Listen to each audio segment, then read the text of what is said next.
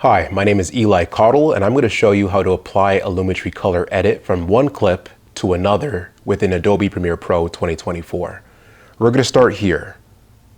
Within your timeline, go to the clip that has the edit that you've already made.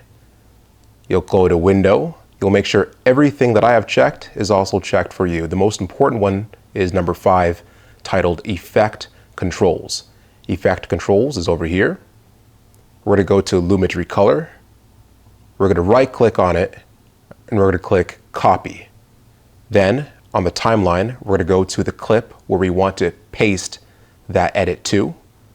We're going to go back to the Effect Controls area in this blank space here. We're going to right click and click Paste. And that is it. We're going to move on to the other clips. Repeat the process. Right click, click Paste. Right click and click Paste.